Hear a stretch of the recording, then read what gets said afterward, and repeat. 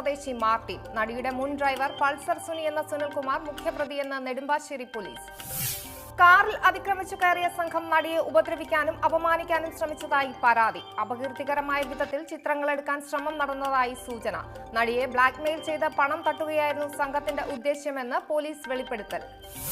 ഭാവനയെ ആക്രമിച്ച സംഘത്തിലെ മുഴുവൻ പേരെയും തിരിച്ചറിഞ്ഞ പോലീസ് ഇവരെ കണ്ടെത്താനുള്ള ശ്രമത്തിൽ. കാറ്ററിംഗ് വാഹനത്തിലെത്തിയ പ്രതികളുടെ മൊബൈൽ ഫോൺ സന്ദേശങ്ങൾ തെളിവാകും. പ്രതികൾക്കെതിരെ കർശന നടപടി ഉറപ്പു നൽകിയതായി അമ്മ പ്രസിഡന്റ് ഇന്നസെന്റ്. മുറുകുന്ന ദുരൂഹത. നെഹ്റു കോളേജ് വിദ്യാർത്ഥി ജിഷ്ണു പ്രണോയുടെ ദുരൂഹ മരണത്തിൽ കൂടുതൽ വെളിപ്പെടുത്തലുമായി സഹപാഠി. ആശുപത്രിയിലേക്ക് കൊണ്ടുപോകുമ്പോൾ ജിഷ്ണുവിന്റെ വായിൽ രക്തക്കറ ഉണ്ടായിരുന്നു. മരണത്തിൽ സംശയം ജനിപ്പിക്കുന്ന വിവരങ്ങളോടെ ശബ്ദരേഖ പുറത്ത്. ചെയർമാനും മറ്റ് പ്രതികൾക്കും പോലീസിന്റെ ലുക്കൌട്ട് നോട്ടീസ്. വൈസ് പ്രിൻസിപ്പലിന്റെ മുറിയിൽ നിന്നും ഉൾപ്പെടെ കണ്ടെത്തിയ രക്തക്കറയുടെ പരിശോധനാ ഫലം കേസ് അന്വേഷണത്തിൽ വഴിത്തിരിവാകും. മരണത്തിന് മുൻപ് ജിഷ്ണുവിന് ക്രൂരമർദ്ദനമേറ്റതിന് കൂടുതൽ തെളിവുകൾ പുറത്തു വന്നതോടെ അന്വേഷണം ഊർജിതം. കേസ് അട്ടിമറിക്കാൻ തുടക്കത്തിൽ തന്നെ ശ്രമം നടന്നതായി വീട്ടുകാർ. കസ്തൂരിയിൽ കാത്തിരിപ്പ്. കസ്തൂരി രംഗൻ റിപ്പോർട്ടിൽ കേരളത്തിന്റെ പ്രതീക്ഷകൾക്ക് തിരിച്ചടി നൽകി അന്തിമ വിജ്ഞാപനം ഉടനില്ലെന്ന് കേന്ദ്രം. ഇടക്കാല റിപ്പോർട്ടിന്റെ കാലാവധി മാർച്ച് 4-ന് അവസാനിക്കാനിരിക്കെ ഉത്തരവ് പുതുക്കുക മാത്രം ചെയ്യുമെന്ന് വിശദീകരണം. വിജ്ഞാപനം വൈകുന്നത് എല്ലാ സംസ്ഥാനങ്ങളും പഠന റിപ്പോർട്ട് നൽകാത്ത സാഹചര്യത്തിൽ.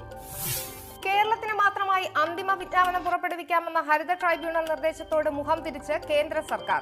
വിഷയത്തിൽ തമിഴ്നാട് ഇനിയും റിപ്പോർട്ട് സമർപ്പിച്ചിട്ടില്ല. ഇടക്കാല ഉത്തരവ് പുതുക്കി നൽകുന്നതിൽ നിയമ മന്ത്രാലയവുമായി ചർച്ച നടത്തുമെന്ന് പരിസ്ഥിതി മന്ത്രി അനിൽ മാധവ് ധവെ. ചോര കൊണ്ട് തിരിച്ചടി. സിന്ധ് പ്രവിശ്യയിലെ IS കൂട്ടക്കൊലയ്ക്ക് കനത്ത തിരിച്ചടി നൽകി 100 ഭീകരരെ വധിച്ചതായി പാകിസ്ഥാൻ.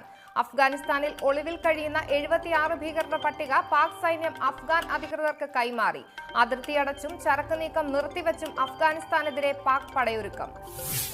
പാകിസ്ഥാൻ കൊന്നൊടുക്കിയത് രാജ്യത്തിന്റെ വിവിധ ഭാഗങ്ങളിൽ തമ്പടിച്ചിരുന്ന ഭീകര പ്രവർത്തകരെ. തീവ്രവാദികളെ തുടച്ചു നീക്കുമെന്നും വരും ദിവസങ്ങളിൽ പരിശോധന കൂടുതൽ കർശനമാക്കുമെന്നും പാക് പ്രധാനമന്ത്രിയും സൈനിക മേധാവിയും.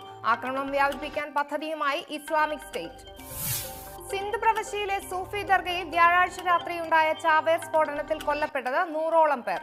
ആക്രമണത്തിന്റെ ഉത്തരവാദിത്തം അന്നു തന്നെ IS ഏറ്റെടുത്തിരുന്നു.